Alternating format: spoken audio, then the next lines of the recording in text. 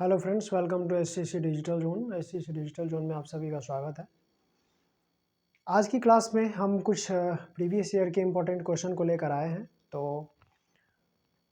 उस क्वेश्चन को आज हम लोग देखेंगे एंड ये 2018-2019 का क्वेश्चन है एंड एक क्वेश्चन एक्स्ट्रा है।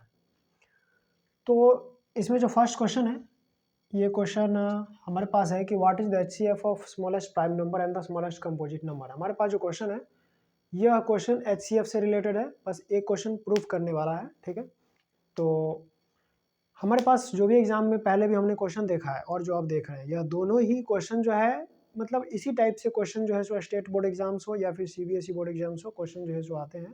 ऑलरेडी 2018-19 का ये क्वेश्चन है, तो सामने में दिख रहा है कि कैसा क्वेश्चन पूछा जाता है।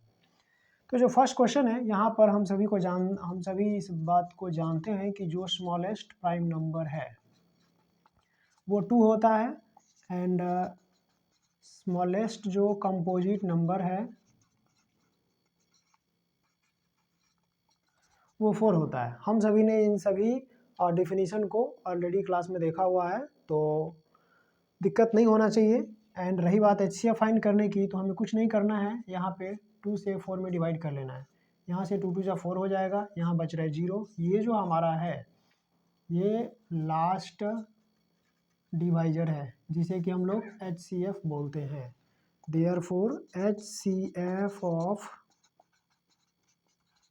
smallest prime number and smallest composite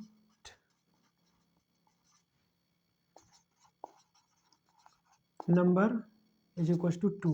यही हमारा आंसर होगा। ठीक है, तो ये जो क्वेश्चन है हमारा, ये जो है सो नॉर्मल क्वेश्चन है जो कि 1 मार्क्स का क्वेश्चन है एंड ये 2018 का पूछा हुआ क्वेश्चन है। ठीक है, इसके बाद हमारे पास एक प्रूव करने वाला क्वेश्चन है एंड बाकी जो 2 क्वेश्चन है यहाँ पर, इसमें यूक्लिड डिवीजन एल्गोरिदम को लेकर के 2048 एंड यहाँ 916, इसका क्या करना है, हमें HCF फाइंड करना है। ठीक है, एंड 3 जो क्वेश्चन है वो भी ऐसा ही है, ये 2019 का ही पूछा हुआ दोनों ही क्वेश्चन है। ठीक है, दोनों में HCF फाइंड करना है और यूक्लिड डिवीजन एल्गोरिदम को ही लेकर फाइंड करना है। तो इस 3 एंड 4 में से मैं एक 3 नंबर क्वेश्चन को मैं देखता हूँ, 2 नंबर फिर इसके बाद हम लोग देखेंगे। यहाँ पर भी चूँकि HCF फाइंड करना है, ठीक है, तो यूक्लिड डिवीजन एल्गोरिदम हो या फिर किसी भी तरीके से हो, तो हम क्वेश्चन को सिंपल कर लेने के लिए यहाँ पर हेयर क्वेश्चन के अकॉर्डिंग हमें गिवन है A is equals to 2048 and B is equals to 960। ठीक है, and therefore A greater than B। ठीक है, यहाँ पे A जो है सो बड़ा है B से, कहने का मतलब 2048 के है ग्रेटर देन 960। ठीक है, तो यहाँ पर अब हमें यूक्लिड एल्गोरिदम हम लोग को यूज़ करना है एंड यूक्लिड एल्गोरिदम यूज़ करेंगे, फिर जाकर के हमें इस क्वेश्चन को सॉल्व करना है। ठीक है, नाउ बाय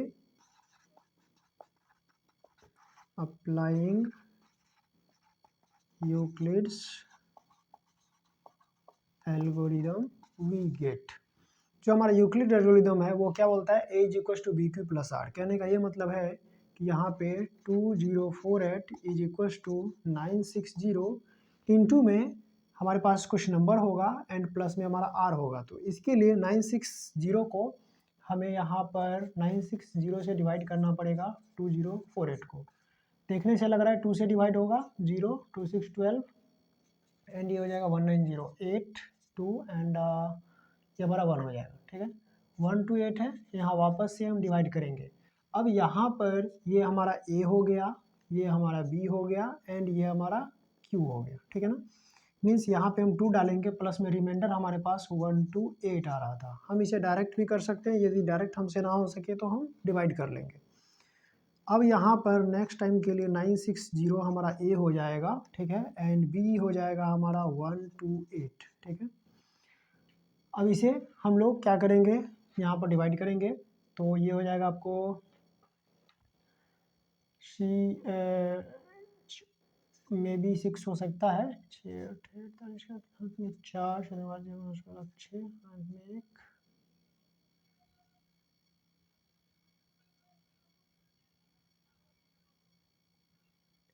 7 7 से करेंगे तो 7 56 6 हाथ में 5 7 14 15 16 17 18 19 9 हाथ में 1 और इसके साथ एक 8 8 4 6 7 से ही होगा। यहाँ पे हो जाएगा 4 आपके पास एंड 9 9 ये हो जाएगा आपको 0 एंड ये हो जाएगा 1। ठीक है, एक में 9 6 0 है तो ये हमारे पास 6 हो जाएगा। ठीक है, एंड 1 to 8 से वापस डिवाइड करेंगे तो ये 2 से हो जाएगा 1 to 8। ठीक है, कुछ नहीं बचेगा, 0 बचेगा। यहाँ पे 64 हमारे पास बच रहा है। जब रिमाइंडर हमारा 0 आ जाएगा तो हम डिवाइड नहीं करेंगे, मीन्स जो एल्गोरिदम है उसको स्टॉप कर देंगे। तो यहाँ 1 to 8 हमने लिखा था, यहाँ आ रहा है आपके पास 7 एंड प्लस में जो रिमाइंडर बच रहा है वो हो रहा है 64। ठीक है, एंड नेक्स्ट टाइम के लिए यहाँ पर ये हो जाएगा 1 to 8 जो है ये हमारा बी हो जाएगा a and is equals to जो हमारा डिवाइजर है वो हो जाएगा 64। ठीक है, इनटू में 2 एंड प्लस में 0। जब हमारे पास ध्यान रखना है रिमाइंडर जब 0 हो जाए फिर हमें स्टॉप कर लेना है। तो यहाँ यह जो है b की वैल्यू है एंड यही जो है सो हमारा HCF है। ठीक है ना, देयरफॉर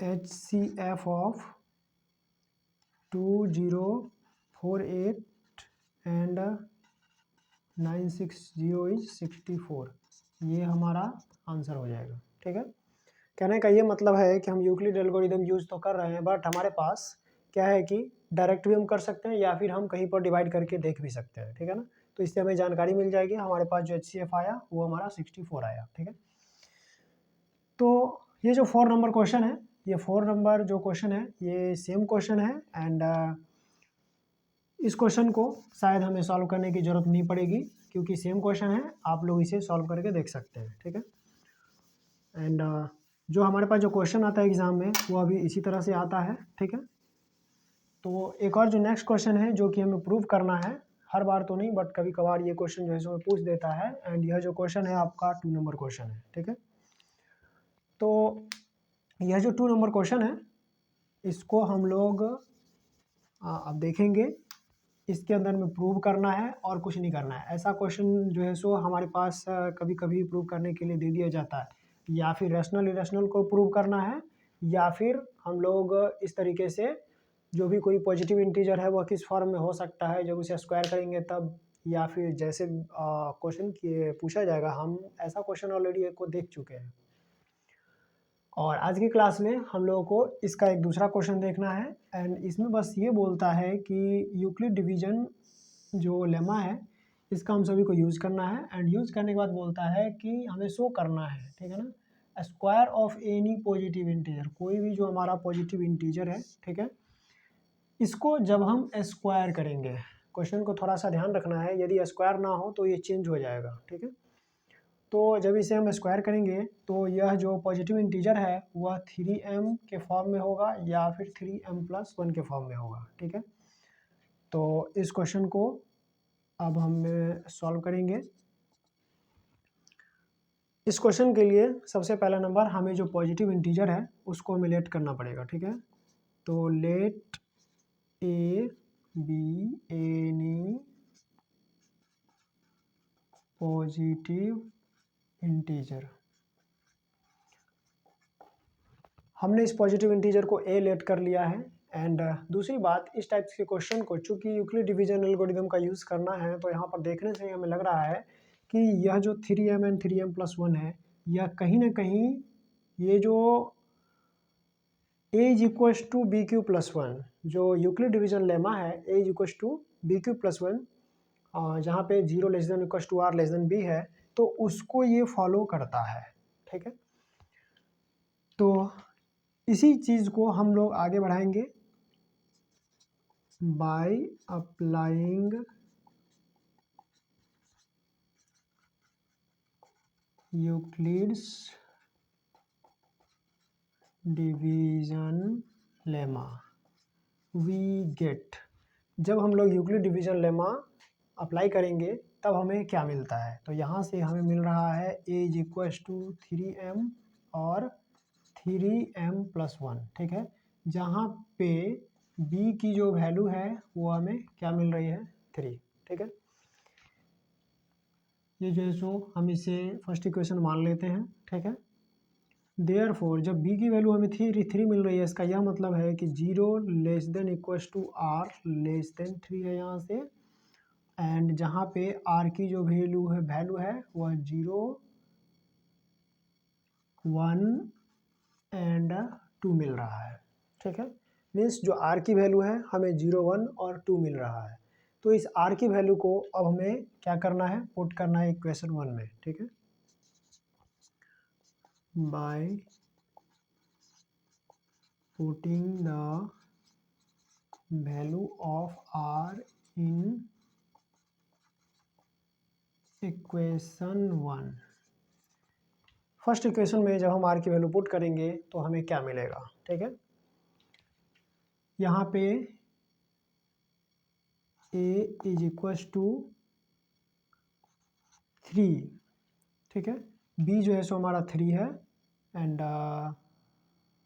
q जो है सो हमारा m है, ठीक है। तो इसकी जगह पर a is equals to b q plus r आता है। तो देखने से ही यहाँ पर जो वैल्यू हमारे पास है r की वह 0, 1 एंड 2 है। इसको जब हम पुट करेंगे तो पहला हमें 3m मिलेगा, दूसरा हमें, इसको m हम लेट नहीं करेंगे, इसको हम लोग q लेट कर लेंगे, ठीक है ना। 3q एंड और 3q+1, यहाँ पे रियल में 3q+0 होगा, ठीक है।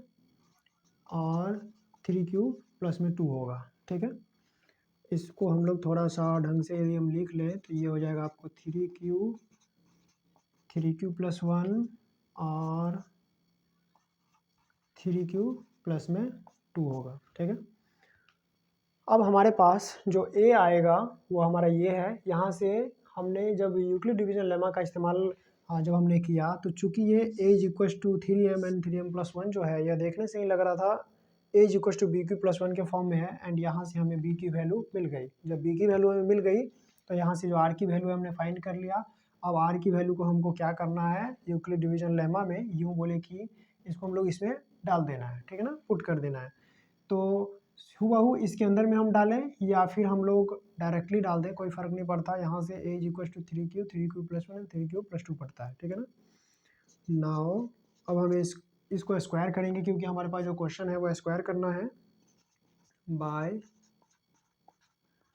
स्क्वायरिंग वी गेट, जब हम स्क्वायर करेंगे तो ये हो जाएगा a स्क्वायर, ये 3q का स्क्वायर और 3q+1 का स्क्वायर, 3q+2 का स्क्वायर। यहाँ से a square is equals to, इसको हम लोग लिखेंगे 9q स्क्वायर, ये हमारा हो जाएगा 9q स्क्वायर प्लस में 6q प्लस में 1 एंड ये भी हो जाएगा हमारा 9q स्क्वायर प्लस में 4 प्लस में 6q हो जाएगा, ठीक है। इसको हम लोग डायरेक्ट यहीं पर 6q एंड इसको हम लोग 4 लिख लेते हैं और इसको थोड़ा सा हम लोग अरेंज कर लेते हैं। इसको हम लोग 3 इंटू में 3q स्क्वायर लिख लेंगे एंड यहाँ भी हम लोग 3 कॉमन ले लेंगे। जब 3 कॉमन ले लेंगे तो ये हो जाएगा आपको 3q स्क्वायर प्लस में 2q प्लस में ये हो जाएगा 1 और यहाँ भी हम लोग 3 कॉमन ले लेंगे तो ये हो जाएगा 3q स्क्वायर प्लस में 2q प्लस में 1 एंड प्लस में 1। यहाँ से 3 1 जा 3 + 1 4 हो जाएगा, ठीक है ना। अब हमें कुछ नहीं करना है, इस और इन सभी को हम लोग डायरेक्ट यहाँ से a square is equal to, इसको हम लोग 3m1 लिख लेते हैं, इसको 3m2+1 और ये हो जाएगा 3m3+1, ठीक है, लिख ले रहे हैं। कहने का ये मतलब है जो a स्क्वायर आ रहा है वो हमारा 3m+1, 3m+m2+1 एंड 3m3+1। कहीं ना कहीं यह जो हमारे पास जो फॉर्म आया है यह 3m+1 के फॉर्म का ही है, हम इसे mm भी लेट कर सकते हैं, ठीक है ना। हेयर m1 और m2 और m3 is any positive integer, ठीक है, यहाँ पे पॉजिटिव इंटीजर है, ठीक है। और इससे ये हमको मालूम पड़ गया कि the square of any positive integer is of the form this, therefore